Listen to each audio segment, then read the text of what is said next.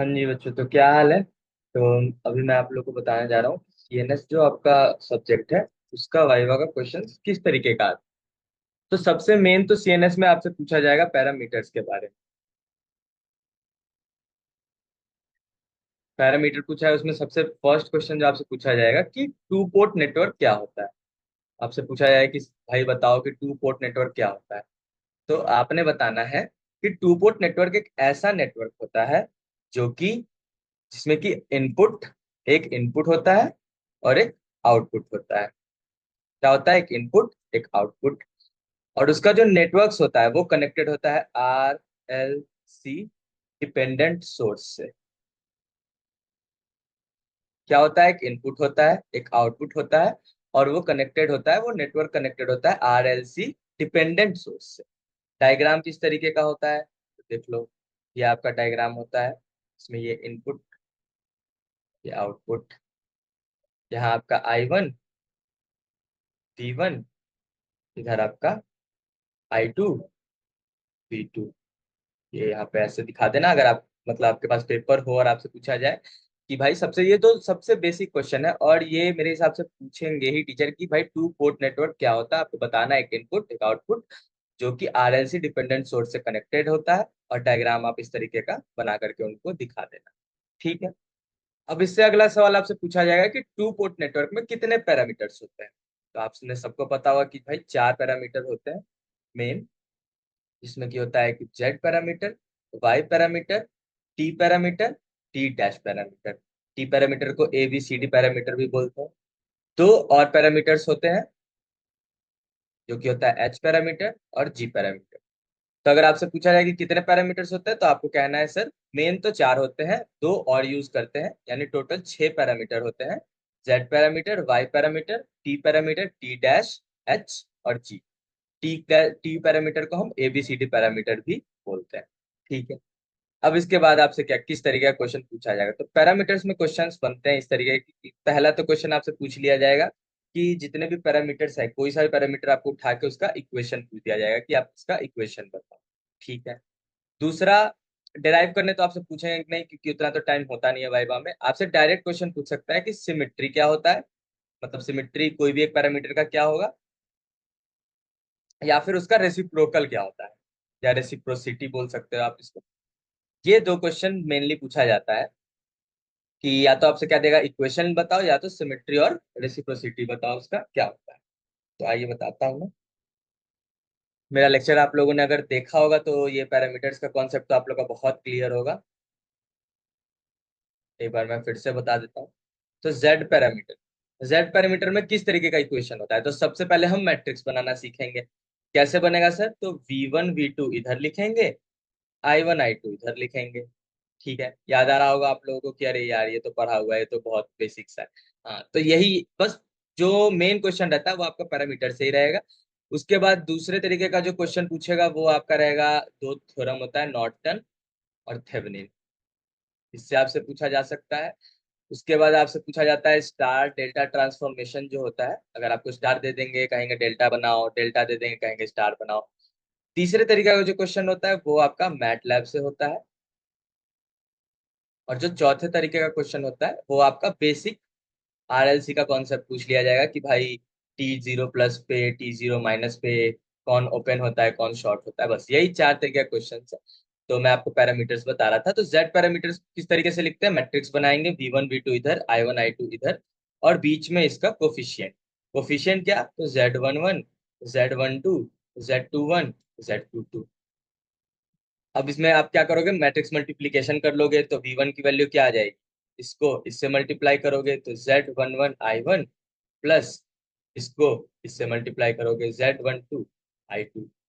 फिर हम लिखेंगे V2 की इक्वेशन, वो क्या हो जाएगी, Z21 को I1 से मल्टीप्लाई करोगे, Z21 I1 और Z22 को I2 से मल्टीप्लाई करोगे। यही इक्वेशन आपसे पूछ लिया जाएगा। डायरेक्ट तो आप कितना, छह इक्वेशन है, छह तो आप याद करके जाओगे नहीं। तो आपको ये मैट्रिक्स का तरीका याद करके जाना है। और पेपर आपको मिला रहेगा, पेपर पे आप पूछ देंगे कि भाई जेड पैरामीटर का इक्वेशन बताओ। क्या करना है, आपने मैट्रिक्स बना लेना है, V1 V2 इधर, I1 I2 इधर, और बीच में कोफिशिएंट लिख लेना और इस तरीके से मैट्रिक्स मल्टीप्लीकेशन करके उनको दिखा देना। ऐसे करके दिखाओगे तो उनको ये भी लगेगा कि हाँ भाई बच्चा रट के नहीं आया है, बच्चा को आता है, मैट्रिक्स आता है भाई, उस तरीके से उसने बना करके दिखाया है। तो z तो वो हो गया। अब y में क्या करेंगे, तो z का उल्टा हो जाता है y, यानी कि v1 v2 था इस तरफ, तो अब आ जाएगा i1 i2 इस तरफ, और v1 v2 इस तरफ। और बीच में क्या आ जाएगा इसका coefficient y11 y12 y21 y22। फिर उसी तरीके से I1 की इक्वेशन लिख लेना y11v1 प्लस y12v2, और I2 की इक्वेशन लिख लेना y21v1 प्लस y22v2। उसके बाद आता है टी पैरामीटर। टी पैरामीटर में क्या होता है, तो टी पैरामीटर में भाई अब v1 v2 इधर लिख लिया, i1 i2 इधर लिख लिया, अब i1 i2 v1 v2 हो गया। अब क्या करना है, अब हमें मिक्स कर देना है, यानी कि v1 इधर और i1 इधर, और v2 इधर और i2 इधर। बीच में क्या आ जाएगा इसका कोफिशिएंट a b c और डी। याद रखना टी पैरामीटर में माइनस का साइन लगता है, ये मैंने उसमें ही बताया था। याद रखना टी पैरामीटर में माइनस लगता है, भूलना मत। v1 की इक्वेशन अब यहाँ से लिख लोगे, a v2 plus b minus i2। उसके बाद क्या आएगी, i1 की value c v2 plus d minus i। ठीक है। अब उसी तरीके से टी डैश लिख लोगे, टी डैश में क्या होगा, ये वाला टर्म इस तरफ आ जाएगा, यानी कि v2 माइनस i2, और a dash b dash c dash d dash, और v1 इक्वल टू नहीं, v1 और i1। अब क्या है, ये माइनस यहाँ नहीं आएगा, माइनस उसी जगह पे रहेगा। मतलब कि माइनस यहाँ से ये नहीं हो कि v2 i2 उठ करके इधर आ जाएगा, ये मत करना, ये माइनस को इसी जगह रखने देना। फिर यहाँ से आप इक्वेशन बना लेना, v2 की इक्वेशन और i2 की इक्वेशन बन जाएगा। समझ आ गया, जेड पैरामीटर वाई पैरामीटर।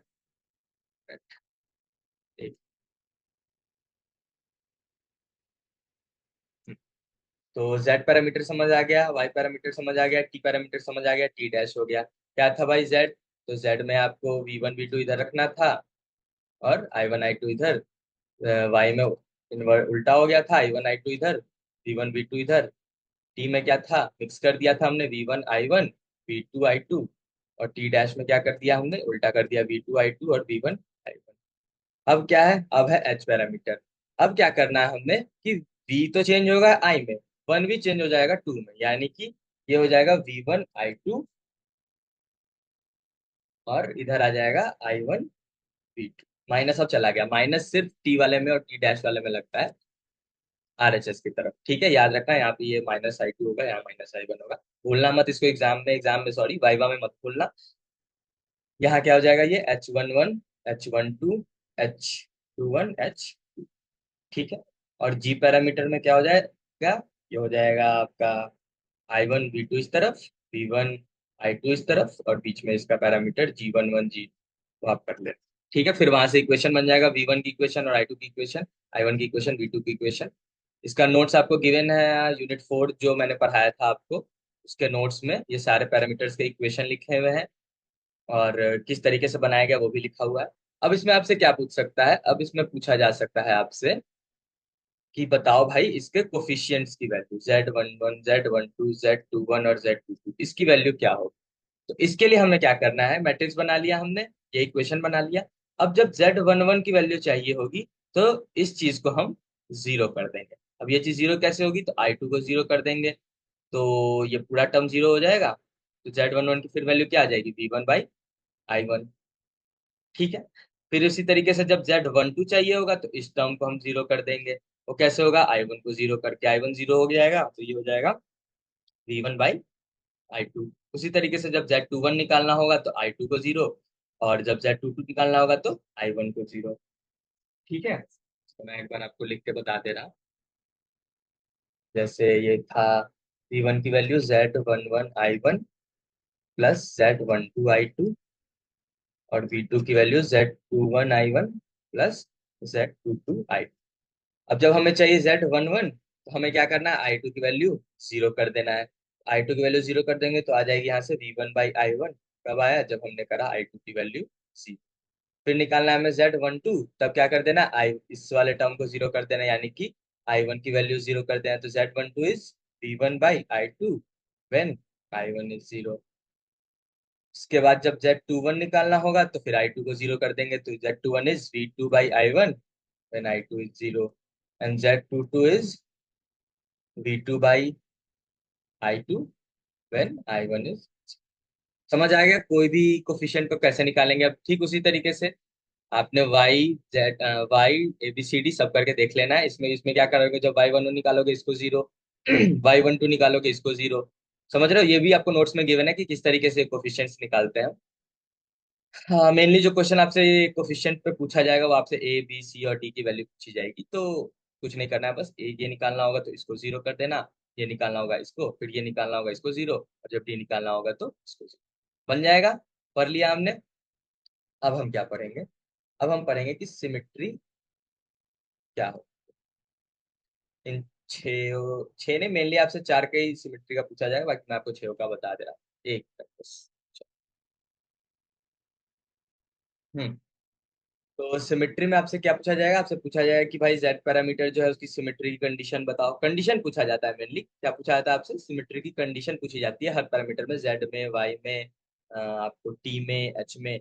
इसका सिमेट्री का कंडीशन पूछा जाता है। तो या तो आप इसको याद कर लो, या तो आप समझ लो। समझना तो फिर आपको फिर से सब कुछ डिराइव करना होगा। तो एक बार मैं आपको जेड पैरामीटर का बता दे रहा कैसे निकलता है। तो जेड पैरामीटर की इक्वेशन लिख लेना। याद नहीं रहेगा तो आप वो कर लेना, मैट्रिक्स बना लेना, और उससे ये इक्वेशन बना लेना। ठीक है सर, बना लेंगे। अब कंडीशन क्या होता है सिमेट्री का? कंडीशन होता है कि एक पहली बार V1 को VS के बराबर करो और I2 को जीरो करो, और दूसरी बार क्या करोगे? दूसरी बार V2 को VS के बराबर करो और I1 को जीरो करो। ये दो कंडीशन हमें अप्लाई करना है इस वाले में, और यहाँ से हमें सिमेट्री की कंडीशन मिल जाएगी। तो चलिए आइए करते हैं। V1 को जब VS के बराबर और I2 को जीरो करेंगे पहले वाले इक्वेशन में, तो वैल्यू आपकी क्या आ जाएगी? VS = Z11 I1 आ जाएगी। हाँ जी सर, आ जाएगी। तो Z11 की वैल्यू यहाँ से क्या आ जाएगी? यहाँ से आ जाएगी VS/I1। ठीक है। अब ये जो दूसरा मेथड है, सॉरी दूसरा तरीका जो है, उसको सेकंड वाले इक्वेशन में हम पुट करेंगे। तो यहाँ पे क्या आ जाएगी? VS की वैल्यू Z22I2 के बराबर आ जाएगी, क्योंकि I1 को I1 की वैल्यू तो जीरो हो गई, तो ये जीरो हो जाएगी। तो Z22I2 हो जाएगी। यहाँ से आपको Z22 की वैल्यू मिल जाएगी VS/I2। ओ सॉरी सॉरी, VS/I2। ठीक है। अब यहाँ देख सकते हो I1 की वैल्यू भी जीरो करा था हमने, I2 की वैल्यू भी जीरो, यानी कि I1 की वैल्यू I2 के बराबर हो गई। तो यहाँ से ये VS/I1 के बराबर हो गई, यानी कि Z11 Z22 के बराबर।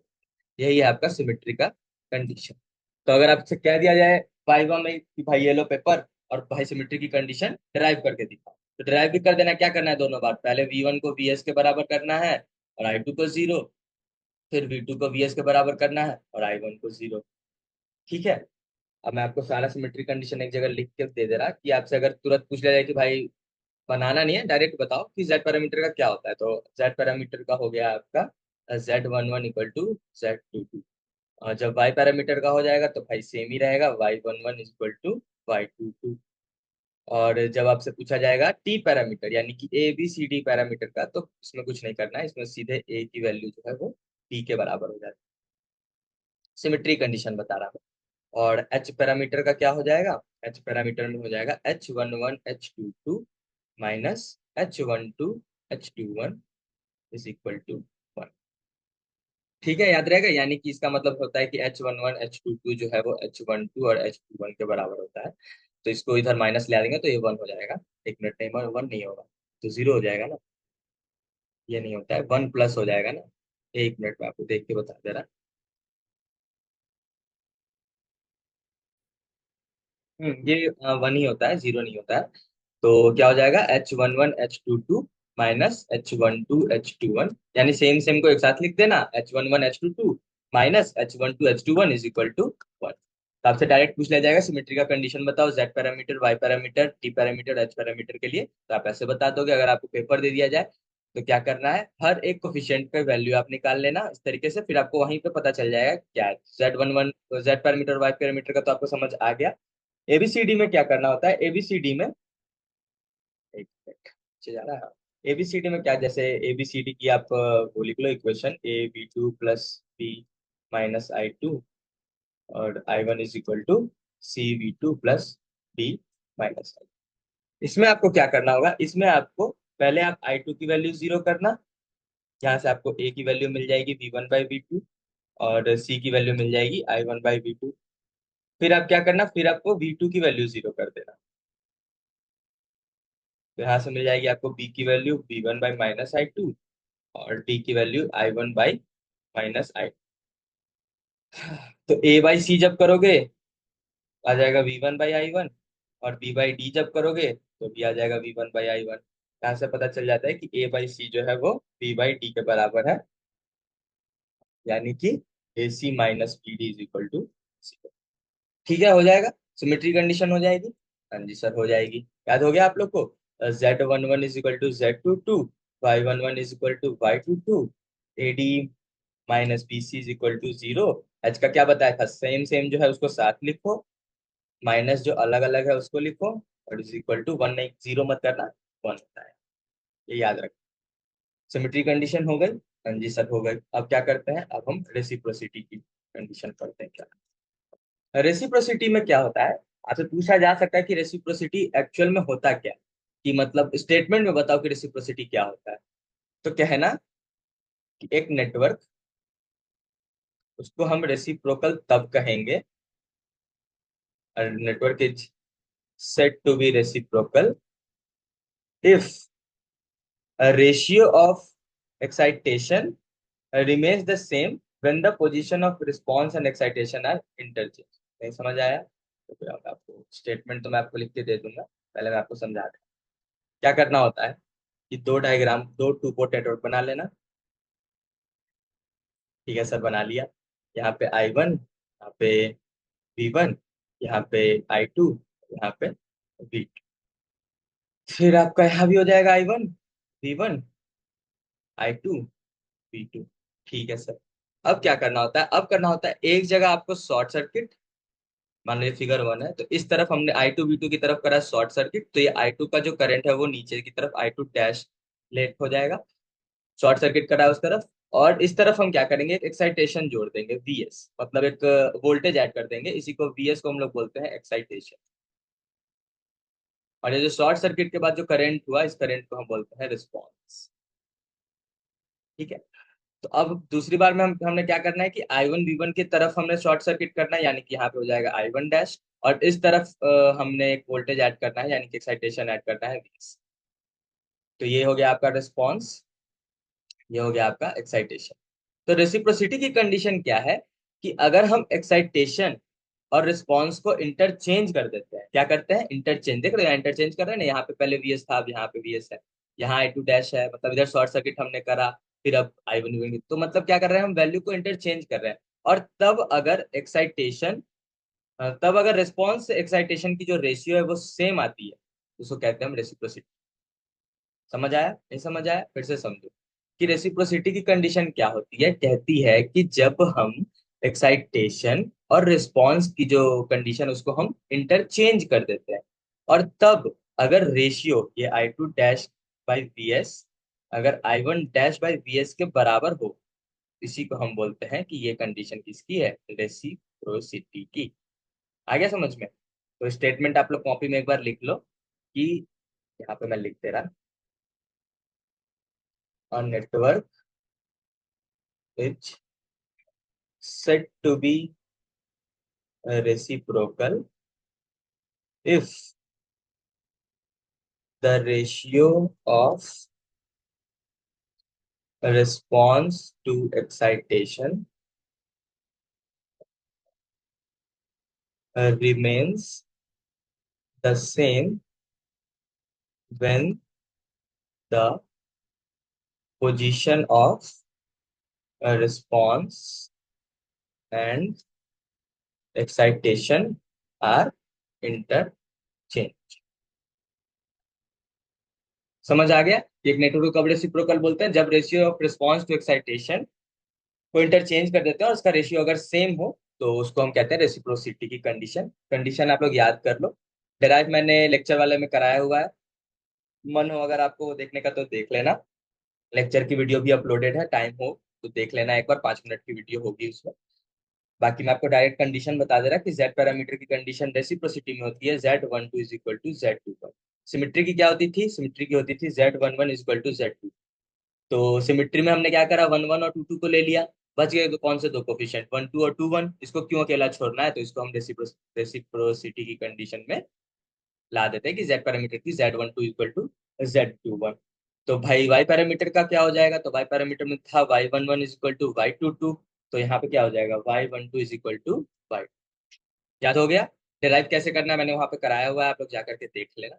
वैसे इतना मतलब ऐसे थोड़ी कह देंगे आपको कि डायरेक्ट पता, वो सॉल्व करके दिखा दो, क्या भी देंगे तो एक बार देख लेना आप लोग। बाकी जो डायरेक्ट है वो तो यहाँ पे है। फिर एच पैरामीटर्स का वहां पे क्या था, H11 H22 minus H12 H21 equal to 1। ये किसकी कंडीशन थी? सिमेट्री की कंडीशन थी। एच पैरामीटर में रेसिप्रोसिटी की क्या कंडीशन हो जाती है इसमें? Simple H12 minus H21। देख रहे हो यहाँ पे Z12 Z21 के बराबर, Y12 Y21 के बराबर। तो H21 H वाले में क्या हो जाएगा, थोड़ा सा डिफरेंस हो जाएगा, एक माइनस आ जाएगा, H12 equal to minus of H21। अब टी पैरामीटर के लिए रेसिप्रोसिटी कंडीशन क्या होती है, AD minus BC is equal to 1।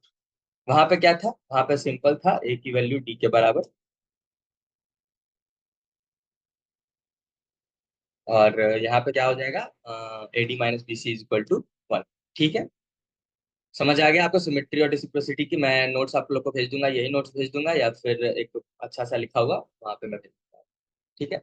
तो पैरामीटर से आपसे क्या क्या क्वेश्चन पूछा जा सकता है? पहला क्वेश्चन आपसे इक्वेशन लिखने पूछ देगा, दूसरा क्वेश्चन आपसे सिमेट्री की कंडीशन, तीसरा क्वेश्चन आपसे रेसिप्रोसिटी की कंडीशन। ठीक है। चौथा एक क्वेश्चन आपसे क्या पूछा जा सकता है, एक मिनट।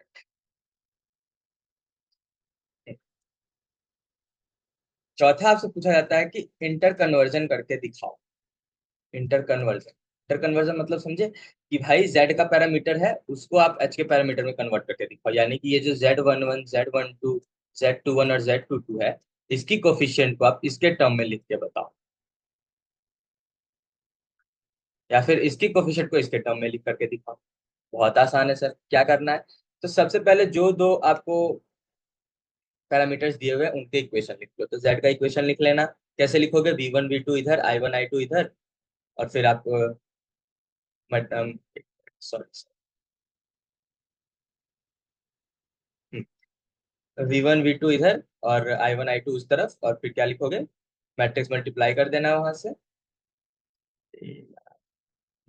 V1 की वैल्यू क्या आ जाएगी, Z11 I1 plus Z12 I2, और V2 की value Z21 I1 plus Z22 I2। ठीक है। और फिर क्या करोगे, एच पैरामीटर की भी इक्वेशन लिख लोगे। एच में क्या होता था सर, कि वी भी चेंज होता था आई में, और वन भी चेंज होता था टू में।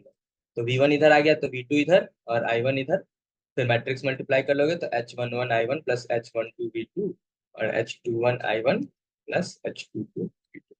ठीक है, इतना तो हमने कर लिया। अब क्या करना है सर, अब करना है कि हमें निकालना है कि जो एच पैरामीटर है, जो आपका एच पैरामीटर है, यानी कि H11 H12 H21 और H22, इसकी वैल्यू हमें जेड पैरामीटर के टर्म में निकालना है। वी और आई के टर्म में निकालना था तो क्या करते थे, अगर इसकी वैल्यू निकालनी है तो इसको जीरो कर देते थे, इसकी निकालनी है इसको जीरो, इसी तरीके से मतलब दूसरे वाले टर्म को जीरो कर देते थे। अब क्या कह रहा है, अब कह रहा है कि इस पैरामीटर की वैल्यू हमें निकालनी है जेड के टर्म। तो क्या करना होगा, तो हमें इस वाले इक्वेशन में इस तरीके से हमें ट्रांसफॉर्म करना होगा कि वो ऐसा बन जाए। समझ आया? मतलब यहाँ पे V1 I1 और V2 है, तो यहाँ भी हम V1 I1 और V2 कर देंगे, जिससे क्या होगा कि ये वाला कोफिशिएंट और ये वाला कोफिशिएंट, यहाँ पे जो कोफिशिएंट आएगा और यहाँ जो कोफिशिएंट आएगा उसके इक्वल हो जाएगा। ठीक है, समझ आ गया? तो यहाँ पे देख सकते हो I2 है I1 है V2 है, यहाँ क्या है, यहाँ भी है I2 है I1 है और V2 है।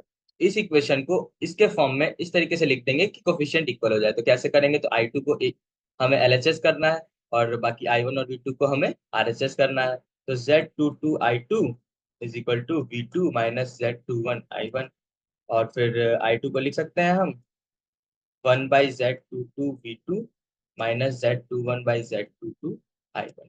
हाँ जी सर, लिख सकते हैं। अब ये इक्वेशन देखो और ये इक्वेशन देखो, I2 I2 I1 और V2 इक्वल हो गया, यानी कि इसका जो कोफिशिएंट है H21 वो I1 के कोफिशिएंट के बराबर हो जाएगा, यानी क्या हो जाएगा, माइनस ऑफ Z21/Z22। Z22। और जो आपका V2 का कोफिशिएंट है H22, वो आपका बराबर हो जाएगा 1/Z22 के। समझ आ गया? यानी कि Z21 की वैल्यू क्या आ जाएगी, -Z21/Z22, और H22 की वैल्यू क्या आ जाएगी, 1/Z22। ठीक है सर, बड़ा आसान था। अब इस वाले इक्वेशन में क्या करना है, V1 I1 I2 है, यहाँ V1 I1 V2 है, तो यहाँ हमें किसी तरीके से V2 लाना है। तो V2 किस तरीके से लाएंगे, तो I2 को हम रिप्लेस कर देंगे। यहाँ पे ये जो इक्वेशन हमने बनाया इसमें V2 भी है, I1 भी है। हमें क्या क्या जरूरत थी इस इक्वेशन में, हमें जरूरत थी V1 की, I1 की और V2 की। लेकिन था क्या क्या, V1 I1 और I2 था। हमें I2 हटाना है इस तरीके से कि ये चीज बस रहे। तो I2 यहाँ इस इक्वेशन से हमें पता चल रहा है कि V2 है, I1 है। तो यहाँ पे हम इस वाले इक्वेशन को इसमें पुट कर देंगे और फिर इसके कोफिशिएंट को मैच कर देंगे। ठीक है, इंटर कन्वर्जन समझ आ गया? यही इंटर कन्वर्जन आपसे एग्जाम सॉरी वाइवा में पूछा जा सकता है।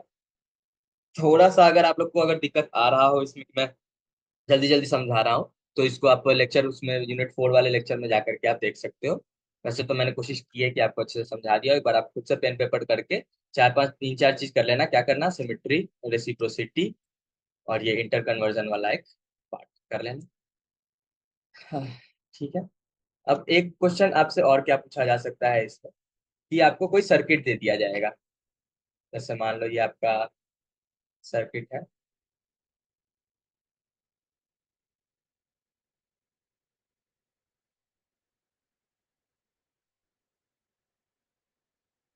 और आपसे बोल दिया जाएगा कि इस सर्किट की मदद से आपको पैरामीटर्स बताना है। ये आपको सर्किट एग्जाम में इस तरीके, मतलब वाइवा में इतना हार्ड तो आपसे पूछा जाएगा नहीं। नॉर्मल सा सीरीज पैरेलल का कोई एक सर्किट दे दिया जाएगा आपसे, और आप कहेंगे सर कि भाई ये लो बच्चों और इसका इससे पैरामीटर निकालो। तो पैरामीटर कैसे निकालोगे, मान लो आपसे कह दिया गया कि इससे टी पैरामीटर निकालना है। तो टी पैरामीटर निकालने के लिए सबसे पहले क्या करना होगा, टी पैरामीटर का इक्वेशन लिखना होगा। तो क्या होता था, V1 और I1 इधर होता था, V2 I2 उधर होता था, फिर मैट्रिक्स मल्टीप्लाई करते थे, -(I2) होता था। मैट्रिक्स आप लोग को याद ही होगा, CV2 + T। ये इक्वेशन आपको लिख लेना है, पहला पार्ट। दूसरे स्टेप में क्या करना है, दूसरे स्टेप में ये जो आपको सर्किट दिया होगा उससे आपको केवीएल की मदद से दो इक्वेशन बना लेनी है। तो यहाँ पे एक वोल्टेज हम लेट कर लिए V1, यहाँ एक वोल्टेज लेट कर लिए V2। ठीक है,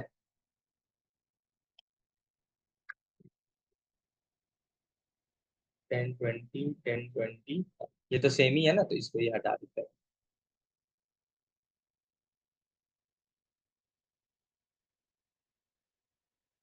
हम्म, और यहाँ पे करंट आ जाएगा आपका I1, यहाँ पे करंट आ जाएगा आपका I2, और यहाँ पे करंट आ जाएगा I1 + I2। तो दो इक्वेशन बना लेंगे हम केवीएल का। केवीएल के दो इक्वेशन इस वाले लूप में, ये प्लस है ये माइनस है, तो केवीएल की इक्वेशन क्या बनेगी, V1 - I1 R1, और यहाँ पे I1 + I2 आ रही है, तो -I1 + I2 R2 ये एक इक्वेशन बन जाएगा। दूसरे में क्या बनेगा, V2 - I1 + I2 R2 = 0। KVL तो बनाना आता ही होगा। क्या करना है भाई, इसके ये जो लूप जो जा रहा है उसके तरफ देखो, यहाँ पे क्या आ रहा है, पहले माइनस आ रहा है तो यहाँ पे लिख देना -(V1). फिर क्या, इसी के साथ ही I1 भी इसी डायरेक्शन में है, हमारा लूप भी इसी डायरेक्शन में, तो लिख देना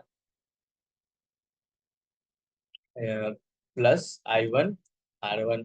फिर ये भी इसी डायरेक्शन में, तो लिख देना +I1 + I2, और ये R2। मान लो ये R1 है, ये R2 है, R3 है। R3 तो है नहीं, R1 R2 है। ठीक है, वही वही यहाँ पे लिखा हुआ है, बस साइन चेंज हो रखा है। यहाँ पे V1 है, यहाँ पे -I1 R1 है, प्लस। तो ये आपका पहला इक्वेशन बन गया उस लूप से, दूसरा इक्वेशन बन गया इस लूप से। फिर क्या करना है, फिर उसी तरीके से V1 V2 और I2 चाहिए ना हमें, तो उस तरीके से हमें देख लेना है कि कौन से इक्वेशन से बन रहा है, और फिर A B C D की वैल्यू निकाल देनी है। बन जाएगा सवाल। चलो मैं बना करके आपको पूरा दिखा देता हूँ। यहाँ से इक्वेशन बन जाएगा, V1 = I1 R1 + R2 + I2 R2। ये आपका पहला इक्वेशन बना। दूसरा बनेगा आपका V2 = I1 R2 + I2 R2। ठीक है, दूसरा बन गया। और यहाँ पे क्या था, यहाँ पे था V1 V2 I2। कौन से में आ रहा है कहीं पे V1 V2 और I2 नहीं आ रहा है सर। तो फिर दूसरे में देखो I1 V2 I2 क्या ये कहीं आ रहा है, तो I1 I1 V2 I2, हाँ जी सर आ रहा है। हाँ, तो फिर यहाँ से आप निकाल लोगे कि I1 को एक तरफ रख लेना, तो ये I1 एक तरफ आ जाएगा, I1 एक तरफ आ जाएगा, यहाँ आ जाएगा 1/R2V2 प्लस, एक मिनट, I1 को इस तरफ रखा तो ये माइनस हो जाएगा ना, ये -I2/R2 हो जाएगा, R2 डिवाइड हो जाएगा, ये यहाँ से कैंसिल हो जाएगा। I1 की वैल्यू क्या आ जाएगी, 1/R2V2 और +1 माइनस ऑफ I2। और जो टी पैरामीटर की इक्वेशन थी वो क्या थी, वो थी sir I1 = C V2 + D यहाँ से C की वैल्यू क्या आ जाएगी, 1/R2, D की वैल्यू क्या आ जाएगी 1, और 1/R2, तो R2 की वैल्यू हमें क्या गिवन थी, R2 की वैल्यू गिवन थी हमें 20, तो C की वैल्यू क्या आ जाएगी 1/। समझ आ गया किस तरीके से सर्किट को सॉल्व करना है। ज्यादा हार्ड आपसे वाई वाई पूछा जाएगा नहीं, नॉर्मल सा सर्किट दे दिया जाएगा।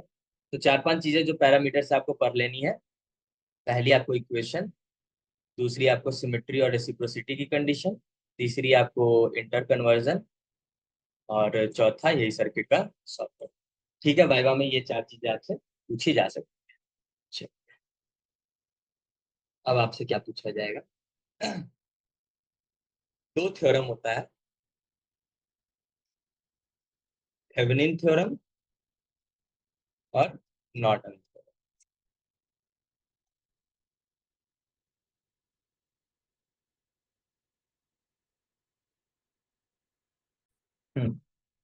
तो दो थ्योरम आपसे पूछा जाता है, थेवेनिन और नॉर्टन। तो थेवेनिन का स्टेटमेंट क्या होता है, ये कहता है कि any two terminals of network, कोई भी दो टर्मिनल हो एक नेटवर्क का, जिसको कि हम रिप्लेस कर सकते हो इक्विवेलेंट वोल्टेज से और एक इक्विवेलेंट रेजिस्टेंस से सीरीज में। क्या होता है स्टेटमेंट, कि any two terminals of a network can be replaced by N equivalent voltage and equivalent resistance in series. दो टर्मिनल जो होगा नेटवर्क का, कोई भी दो टर्मिनल उठा लो, उसको रिप्लेस कर दो इक्विवेलेंट वोल्टेज से और इक्विवेलेंट रेजिस्टेंस से सीरीज में, वही होता है थेवेनिन थ्योरम।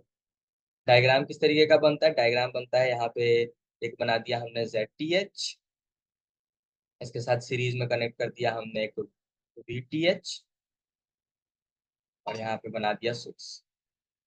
ठीक है, इसको कहते हैं हम थेवेनिन रेजिस्टेंस, इसको कहते हैं थेवेनिन वोल्टेज।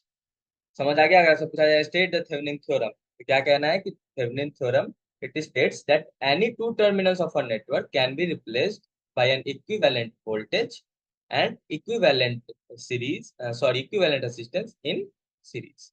डायग्राम बना के दिखा देना। ठीक है, अब आगे क्वेश्चन करके बता दो। अगर मान लो आपसे क्वेश्चन पूछ दिया जाए, ये एक रेजिस्टेंस है और ये रेजिस्टेंस है, यहाँ भी एक रेजिस्टेंस है,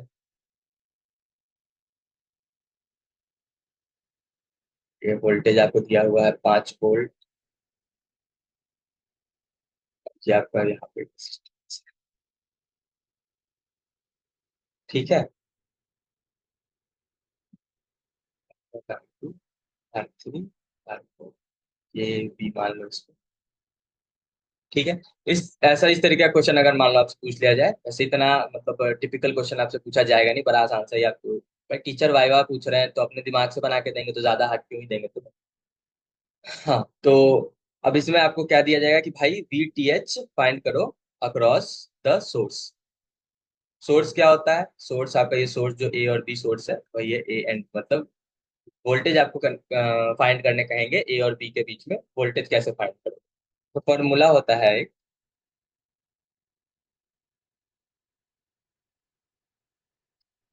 IL का फॉर्मूला होता है VTH/ZTH + ZL। ठीक है, तो या तो आपसे VTH पूछ लिया जाएगा कि VTH सीधे कैलकुलेट करो, तो वो मैं बता दूंगा कैसे कर, और नहीं तो दूसरा आपसे पूछ देगा कि करंट अक्रॉस आपको सोर्स फाइंड करना है। ठीक है, तो वो कैसे फाइंड होगा, तो करंट अक्रॉस तो ऐसे फाइंड होगा, इस तरीके ये फॉर्मूला होता है, V = IR, आपने पढ़ा है सर, I = V/R हो जाता है।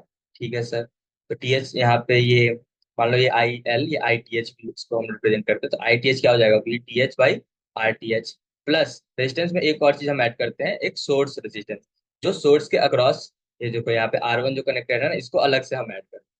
बाकी RTH कैसे निकलेगा? RTH होता है आपका इक्विवेलेंट रेजिस्टेंस।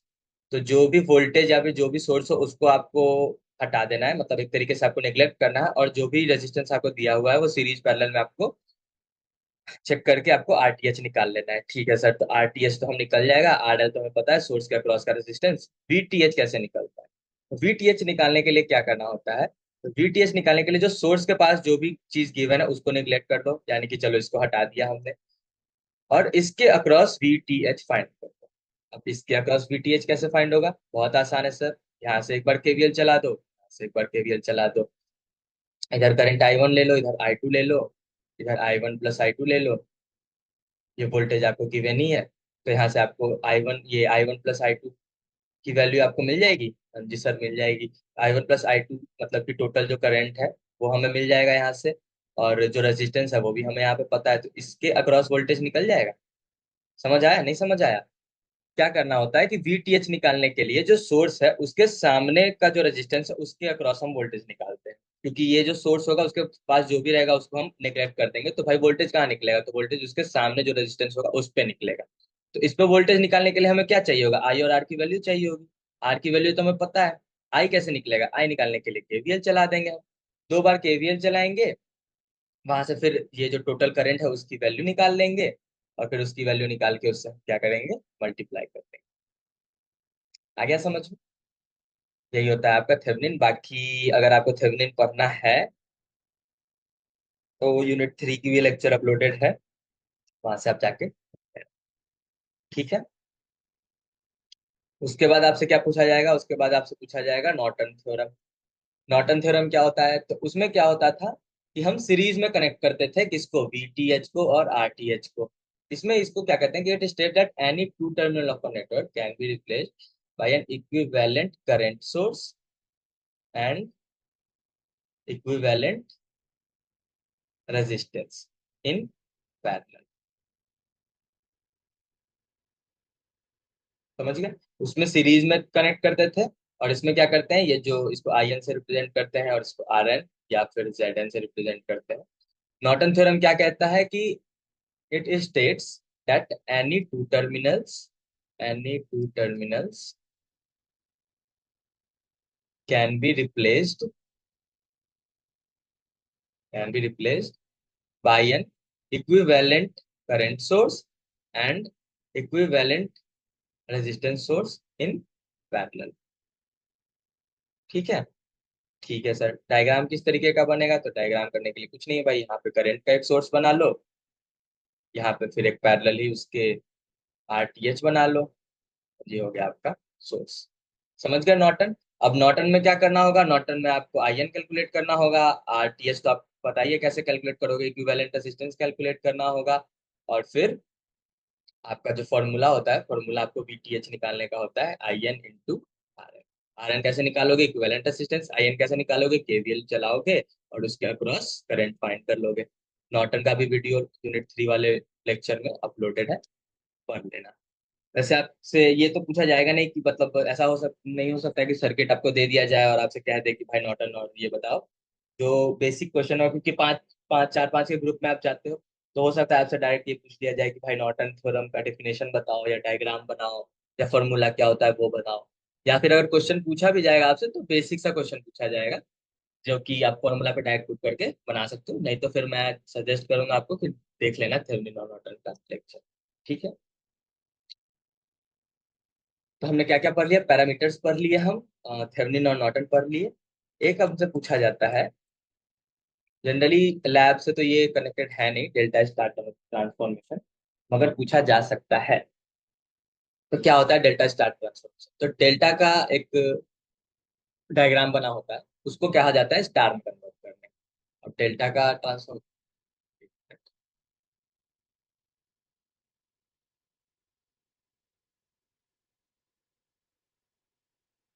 हम्म तो डेल्टा स्टार ट्रांसफॉर्मेशन में हम क्या करते हैं? या तो डेल्टा गिवन होगा, कहेगा उसको स्टार में कन्वर्ट करने, या स्टार गिवन होगा उसको कहेगा डेल्टा में कन्वर्ट करने। अब डेल्टा क्या होता है? डेल्टा होता है इस तरीके का एक सर्किट जो कि ट्रायंगल में बना होता है। इसको कहेगा स्टार में कन्वर्ट करने। स्टार में कन्वर्ट करने का क्या मतलब है कि ये जो ये इस तरीके से कनेक्ट हो रहा है ना, यानी कि ये डेल्टा है, ये इस तरीके से, ये ये होता है आपका डेल्टा, ये होता है आपका स्टार। तो या तो ये ट्रायंगल बना होगा और आपको कहेगा इसमें कन्वर्ट करने, या फिर ये स्टार बना होगा तो इसको आपको यहाँ से जोड़ देना है, ये यहाँ से जुड़ जाएगा और ये यहाँ से जुड़ जाएगा और ये डेल्टा में आ जाएगा। इन दोनों का फॉर्मूला होता है, ये पढ़ते हैं। सबसे पहले पढ़ते हैं डेल्टा का स्टार। डेल्टा यानी कि ये एक ट्रायंगल बना होगा इस तरीके का,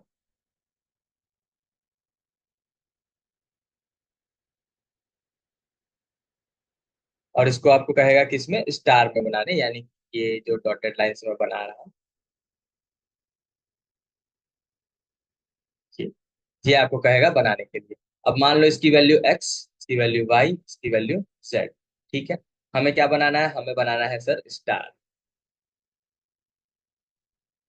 मान लो इसकी वैल्यू ए, इसकी वैल्यू बी, इसकी वैल्यू सी। तो ए की वैल्यू, बी की वैल्यू, सी की वैल्यू हमें एक्स वाई जेड के फॉर्म में लिखना है, यानी कि ये ए है, ये बी है और ये सी है। अब इस ए की वैल्यू क्या होगी? तो इस ए के लिए सबसे पहले तो हर सबके नीचे X plus Y plus Z लिख दो। ठीक है सर, लिख लिए। अब ऊपर में क्या लिखोगे? ऊपर में कुछ नहीं, जो दो से मल्टीप्लाई उसके आसपास वाले उससे हो रहा है वो आप लिख लो, यानी कि ए का मल्टीप्लाई, ये जो ये बन रहा है, ये इसके और इसके थ्रू बन रहा है, यानी कि एक्स इंटू जेड। अब ये जो बी है वो किसके क्रॉस बन रहा है? एक्स और वाई के, लिख दो एक्स इंटू वाई। जेड जो है वो किसके क्रॉस बन रहा है? ये बन रहा है सर ए और सी के, यहाँ लिख दो। सॉरी सॉरी सॉरी, सी जो है वो किसके क्रॉस बन रहा है? जेड और वाई के, तो यहाँ क्या लिख दो? Z Y. समझ आ गया क्या होता है? कि एक मिनट, ए की वैल्यू क्या आ जाएगी? ए की वैल्यू आ जाएगी sir X into Z by X plus Y plus Z. B की वैल्यू क्या हो जाएगी? बी की वैल्यू हो जाएगी X into Y by X plus Y plus Z. और सी की वैल्यू क्या हो जाएगी? Z into Y by X plus Y plus Z.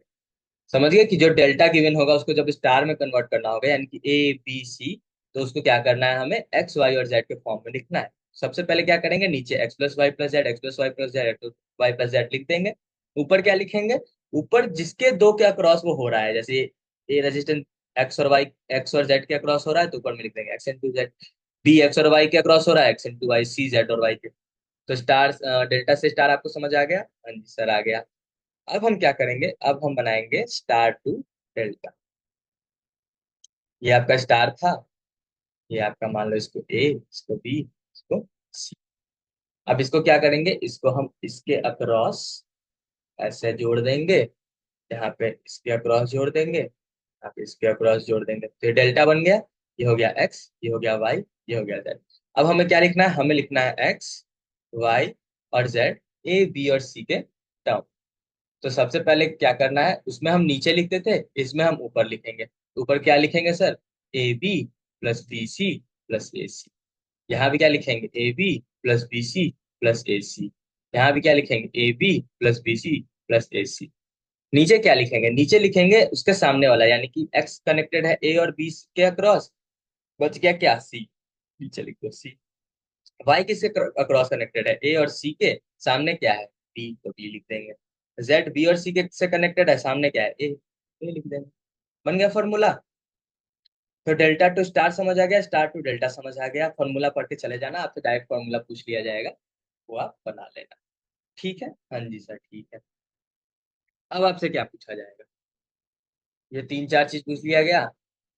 अब आपसे पूछा जा सकता है, आपसे पूछा जा सकता है बेसिक आर एल और सी का।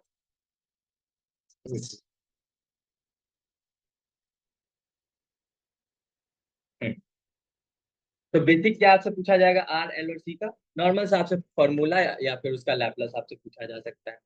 तो कुछ नहीं, आर का क्या होता है? आर का तो सिंपल सा है, V equal to I R होता है फॉर्मूला। और वी अगर टी के फॉर्म में लिखेंगे तो V of T is equal to I of T into R. और अगर इसका लैपलस करेंगे तो ये हो जाएगा V of S is equal to I of S into R. ठीक है, यहाँ से आई ऑफ टी की वैल्यू मिल जाएगी हमें V of T by R, यहाँ से आई ऑफ एस की वैल्यू मिल जाएगी V of S by R. Resistance का तो कोई मतलब उतना कॉन्सेप्ट है नहीं। जो कॉन्सेप्ट है आपका वो है आपका इंडक्टर और कैपेसिटर के बारे में। तो चलिए ये इंडक्टर का बेसिक कॉन्सेप्ट हम पढ़ते हैं कि क्या होता है इंडक्टर। तो इंडक्टर जो है उसका ऐसा यूनिट होता है हेनरी, और उसको हम रिप्रेजेंट करते हैं एल से। कुछ इस तरीके का डायग्राम होता है, यहाँ पे आई एल बना होता है, यहाँ पे पी एल बना होता है। फॉर्मूला क्या होता है? फॉर्मूला होता है इसके वोल्टेज का एल डी आई बाई। पढ़ा होगा आपने 11 ट्वेल्थ में? नहीं, 11 ट्वेल्थ में तो नहीं पढ़ा होगा। समझ रहे हो? तो वीएल का फॉर्मूला क्या हो जाएगा, याद कर लो कि voltage across any inductor is L D I by D. उसमें क्या होता था, वोल्टेज आई आर होता था, तो यहाँ पे आर रिप्लेस हो जाता है एल से क्योंकि इंडक्टर, और आई रिप्लेस हो जाता है डी आई बाई डी। ठीक। अब यही टी के फंक्शन में अगर हम लिखेंगे तो यहाँ पे टी आ जाएगा, यहाँ पे भी टी आ जाएगा। अब अगर कहेगा कि हमको कि भाई इसका लैपलेस करके बताओ, मतलब अगर मान लो सर से पूछ लिए कि लैपलेस बताओ इंडक्टर का क्या होता है, तो वीएल ऑफ टी तो वीएल ऑफ एस में आ जाएगा। अब D I by D T का जो लैपलेस होता है वो क्या होता है? तो यहाँ पे जान लो कि फंक्शन जो टी का अगर हम लैपलेस कर रहे हैं तो ये हो जाता है, आप डायरेक्ट यहाँ लिख दो एफ ऑफ एस, क्योंकि टी से टी का जब लैपलेस करते तो क्या आता है एस, और एस से मल्टीप्लाई कर दो एस ऑफ एस, माइनस क्या कर दो, माइनस कर दो F of C. Initial condition minus करना होता है, लेक्चर मैंने बनाया यूनिट 2 का, उसमें ये सारा कुछ बताया हुआ है। तो लैपलेस क्या हो जाता है एफ ऑफ टी का, S of S minus F of zero, यानी कि ये एल तो यही रहेगा। D I by D T का क्या हो जाएगा, D I by D T का सर आई ऑफ एस हो जाएगा, और एस से मल्टीप्लाई हो जाएगा, माइनस आई ऑफ जीरो हो जाएगा, यानी कि L S I of S minus L I zero. ये हो जाता है इंडक्टर के अक्रॉस रेसिस्टेंस का, इंडक्टर के अक्रॉस जो वोल्टेज का जो फॉर्मूला होता है वो तो L D I by D T होता है, और जब लैप्लास करते हैं तो ये आ जाता है। अब मान लो आपसे पूछ दिया गया कि भाई इंडक्टर का इनिशियल कंडीशन क्या होता है, तो इनिशियल कंडीशन क्या होता है कि आई एल जो जीरो माइनस है, जीरो माइनस मतलब स्विचिंग करने से पहले, मतलब स्विचिंग करने से पहले का क्या मतलब, स्विचिंग का मतलब जो क्वेश्चन आप में आपको गिवन है कि आपका स्विच ओपन है या क्लोज है, अगर स्विच आपका ओपन हुआ यानी कि टी इक्वल टू जीरो पे ओपन है, तो जीरो माइनस क्या होता है कि बिफोर स्विचिंग, अभी ओपन है तो पहले क्या होगा, इसलिए क्लोज होगा।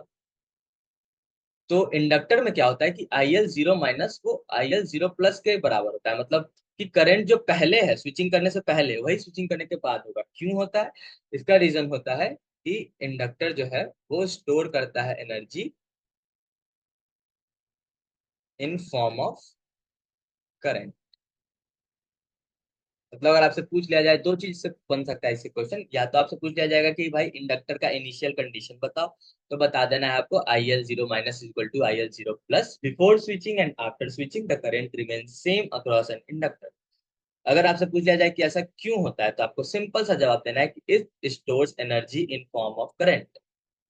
अब एक चीज और आप लोग याद कर लो कि इंडक्टर में एनर्जी जो है वो मैग्नेटिक एनर्जी स्टोर होती है। क्या होती है सर? मैग्नेटिक एनर्जी स्टोर, और कैपेसिटर में इलेक्ट्रिकल एनर्जी। ठीक है, इतना समझ आ गया बेसिक कॉन्सेप्ट? हाँ जी सर, आ गया। अब कैपेसिटर का हम पढ़ते हैं। कैपेसिटर में इनिशियल कंडीशन क्या होता है, तो कैपेसिटर में उसमें करंट स्टोर होता था, इसमें क्या होगा कि वी जो है वोल्टेज जो है वी सी जीरो माइनस में, वही वोल्टेज जीरो प्लस पे होगा। तो ऐसा क्यों? क्योंकि कैपेसिटर जो है वो स्टोर करता है electrical energy in form of voltage. ठीक है, समझ आ गया। कैपेसिटर का जो ऐसा यूनिट होता है वो फैराडे होता है, और सी से उसको हम रिप्रेजेंट करते हैं। इस तरीके का वो सिंबल होता है उसका, यहाँ पे आई ऑफ सी, यहाँ पे ये बी ऑफ सी। अब इसका क्या फॉर्मूला होता है, उसमें हम निकालते थे क्या, बी ऑफ एल, यहाँ हम निकालते हैं आई ऑफ। आई ऑफ सी क्या होता है, आई ऑफ सी होता है सी डीवी बाई टी। टी के टर्म में अगर लिखें तो ये टी के टर्म में हो जाएगा, अगर लैप्लस करने कहेगा तो लैप्लस मैंने आपको बता दिया फंक्शन का कैसे होता है। तो यानी कि आई सी ऑफ एस अगर हम पूछा जाए तो ये होता है S C B C of S minus C B C of C. Initial condition से माइनस कर देते हैं, ठीक है। यहाँ से अगर वोल्टेज निकालने का आएगा वी सी ऑफ एस, तो इसको इसी तरफ रहने देना, बाकी सबको उधर भेज देना, तो हो जाएगा one by C S I C of S plus B C zero by S. ठीक है, समझ आ गया। इनिशियल कंडीशन समझ आ गया सर, कैपेसिटर का सब कुछ समझ आ गया कैपेसिटर का। एक मिनट रुकना बस। हम्म। तो मैंने बता दिया कि इनिशियल कंडीशन क्या होता है सबका, और क्यों होता है वही बता दिया कि एनर्जी स्टोर किया जाता है कैपेसिटर में electrical energy in form of voltage, and in inductor the it stores the magnetic energy in form of current. ये होता है इनिशियल कंडीशन। फॉर्मूला मैंने आपको सबका बता दिया, लैप्लास बता दिया। एक चीज और आप पूछा जाता है कि टी जीरो प्लस पे और टी इंफिनिटी पे कैपेसिटर और इंडक्टर किस तरीके से बिहेव करता है। तो आपको क्या बताना है, तो सबसे पहले हम पढ़ते हैं इंडक्टर का। इंडक्टर का इनिशियल कंडीशन क्या होता है, I L of zero minus I L of zero plus. तो जीरो प्लस पे क्या होता है, वो ओपन सर्किट की तरह बिहेव करता है, और इन्फिनिटी पे शॉर्ट सर्किट की तरह। वहीं जब कैपेसिटर की बारी आती है तो B L zero minus B L zero plus initial condition, और टी जीरो प्लस पे वो शॉर्ट सर्किट की तरह बिहेव करता है, और इन्फिनिटी पे ओपन सर्किट की तरह बिहेव करता है। आपसे इसमें क्वेश्चन कैसे पूछा जाए, क्वेश्चन सिंपली पूछा जाएगा कि इंडक्टर बताओ जीरो प्लस और इन्फिनिटी पे किस तरीके से बिहेव करता है। तो बता देना है ओपन और शॉर्ट। कैसे याद रहेगा, तो आई ओ एस। और कैपेसिटर जीरो प्लस और इन्फिनिटी पे सी एस ओ। याद कैसे होगा सर, तो हमें पता है सी एन एस सब्जेक्ट है, सर्किट एंड सिस्टम, तो सर्किट एंड सिस्टम और ओ लिख देना लास्ट में। यानी कि जीरो पे शॉर्ट और इन्फिनिटी पे ओपन, सी एस ओ। इसी का उल्टा हो जाएगा क्या, आई ओ एस, यानी कि जीरो पे ओपन और इन्फिनिटी पे शॉर्ट। हो जाएगा ये दो चीज याद। हाँ जी से याद हो गया। एक आपसे टाइम कांस्टेंट पूछा जा सकता है, तो टाइम कांस्टेंट सिंपल सा है। इंडक्टर के लिए एल बाई आर इक्विवेलेंट हो जाता है, और कैपेसिटर के सी इंटू आर हो जाता है। ठीक है, समझ आ गया। बाकी जो बेसिक कॉन्सेप्ट है वो आपका एसी सर्किट का लेक्चर बना हुआ है यूनिट 3, वो आप एक बार 40 मिनट का होगा वो। मैं ये नहीं कह रहा पूरा पढ़ लो, बेसिक बेसिक या फिर नोट्स जो है यूनिट 3 का वो आपको गिवन है, वो आप नोट्स पढ़ लेना। हाँ, तो क्या क्या आप लोग को पढ़ लेना है, पैरामीटर्स पढ़ लेना है। ठीक है सर, पैरामीटर्स पढ़ लेना है। उसके बाद क्या करना है, बेसिक कॉन्सेप्ट जो है आर एल और सी का वो पढ़ लेना है। फिर दो थ्योरम मैंने आपको बता दिया, थ्योरम्स पढ़ लेना है, क्वेश्चन बना लेना। एक पूरा दिन है, आप लैब मतलब जिस दिन आपका वाइवा उसके पहले पूरा एक दिन है, तो जरूर क्वेश्चन बना करके ही जाना। लास्ट जो आपसे पूछा जा सकता है वो मैट लैब है। तो मैंने मैट लैब का कुछ क्वेश्चंस, ये रहा मैट लैब का क्वेश्चन यहाँ पे गिवन है, ये मैं आपको प्रोवाइड कर दूंगा। क्या होता है मैट लैब, तो मैट लैब एक हाई लेवल लैंग्वेज होता है, प्रोग्रामिंग लैंग्वेज होता है। ठीक है, लैंग्वेज होता है प्रोग्रामिंग लैंग्वेज, जिससे कि हम डिफरेंशियल इक्वेशन सॉल्व करते हैं, या फिर करंट और वोल्टेज का जो वेव फॉर्म बनता है वो हम बनाते हैं। तो ये 5 क्वेश्चन है, इन 5 क्वेश्चन को याद कर लेना। अगर मैटलैब से आपसे पूछा जाएगा, इन 5 से पूछा जाएगा कि सिमुलिंक क्या होता है, सिमस्केप क्या होता है, ये आप पढ़ लेना। मैटलैब का क्वेश्चन ये रहा। बाकी पैरामीटर्स तो मैं कहूंगा कि एकदम याद से करके ही जाना। और करके जाने का एक और फायदा है, क्या फायदा है सर, कि अगर मान लो आपको कुछ नहीं आ रहा है वाइवा में, मान लो कुछ ऐसा पूछ दे रहे हैं सर कि समझ ही नहीं आ रहा, तो सिंपल वो आपसे पूछेंगे कि बेटा पढ़ के क्या आए हो, तो कहना सर पैरामीटर पढ़ के आए हैं। पूछ लो आपको जो पूछना है पैरामीटर में। क्या पूछेंगे आपसे, इक्वेशन पूछेंगे। ज्यादा ज्यादा क्या हो, कहेंगे भाई 6 पैरामीटर का इक्वेशन लिख दे रहा, लो सर लिख दिया। सर भी समझेंगे कि वाह पैरामीटर तो आता है इसको। तो पैरामीटर जरूर से पढ़ के जाना अगर कुछ ना आए, या फिर सर मान लो कोई कोई लीनियर टीचर ऐसे भी होते हैं कि आप ही से पूछ लेंगे कि बेटा क्या पढ़ के आए हो बताओ, कहना सर पैरामीटर पढ़ के आए हैं। पैरामीटर सबसे आसान टॉपिक है, और यहाँ से आपको क्वेश्चन मिल जाएगा। तो चलिए यहीं पे हम वीडियो को एंड करते हैं। आई होप सो कि वीडियो ज्यादा लंबा नहीं बना हो, 2x पे आप लोग देख लेना। चलिए थैंक यू, जय हिंद जय भारत।